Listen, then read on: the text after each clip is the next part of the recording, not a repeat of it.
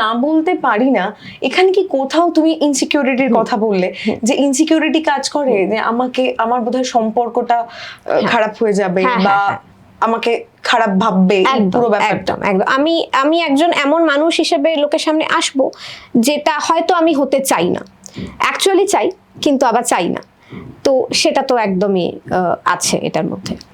তুমি পরিবারের কথা বলছিলে, যে পরিবার থেকে আমরা না বলতে পারি না, এটা শিখে আসি, যে মায়েরা যেরকম তুমি বলছিলে যে না বলেন না, এবং আলটিমেটলি ওনারা কিন্তু সেই চাপটা নিয়ে চুপে মানে চুপ করে থাকেন এবং ভিতরে ভিতরে কষ্ট পান। এবার এই যে ব্যাপারটা, এটা তো আমার মধ্যেও হয় বা আর 5টা লোকের মধ্যেও হয়।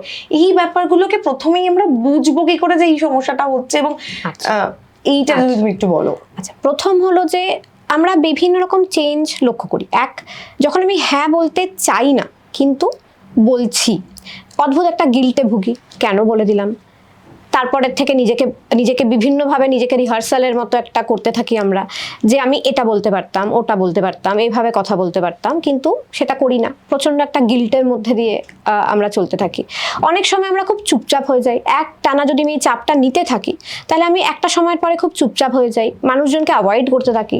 এটা মনে হতে থাকে যে আমার বোধহয় সবাই সুযোগ নিয়ে নিচ্ছে, কেন আমি খুব বোকা।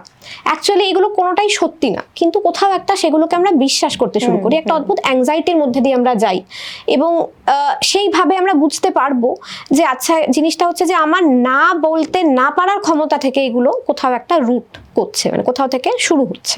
সম্পূর্ণ ভিডিওটি দেখতে ভিজিট করুন আমাদের ইউটিউব পেজ দ্য ওয়ার্ল্ড আরোগ্য।